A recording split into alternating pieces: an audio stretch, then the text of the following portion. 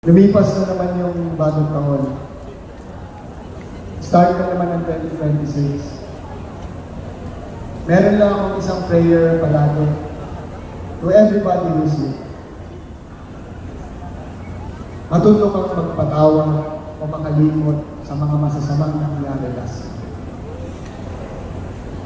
Yung mga taong nanlait sa'yo, patawarin mo. Yung mga taong nagkamali sa'yo, patawarin mo na.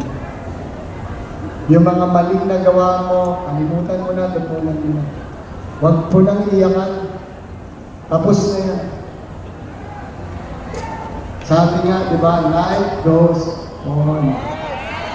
But it's better to go on with a grateful heart always. Are you with me? Di ba? Kasi lagi mo ito tatandaan, yung last year, lahat ng pangit na nangyari o lahat ng negatibong nangyari sa buhay mo, hindi may chance pa rin na may mangyari ulit this year. Tama o tama?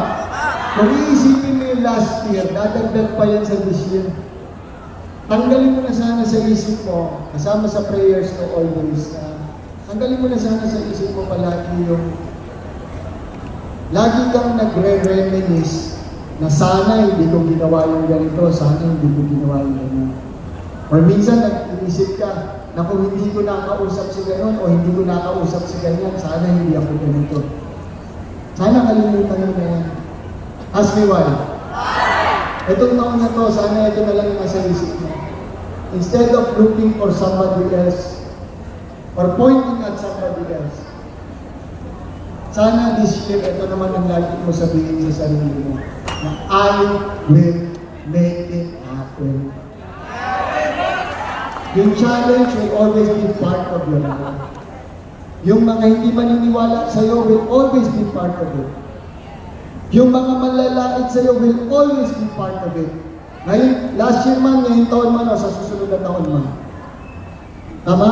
Pero, parte din naman ng buhay mo, nakikita ka.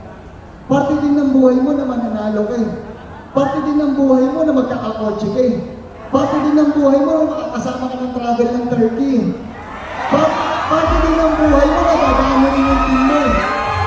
Parte din ng buhay mo na maraming tutulong sa'yo, tama? Kaya ngayong taon pa lang, sabihin mo sa sarili mo, this year, I will make it happen. Ulitin natin, this year, I will make it happen. This year, I will make it happen.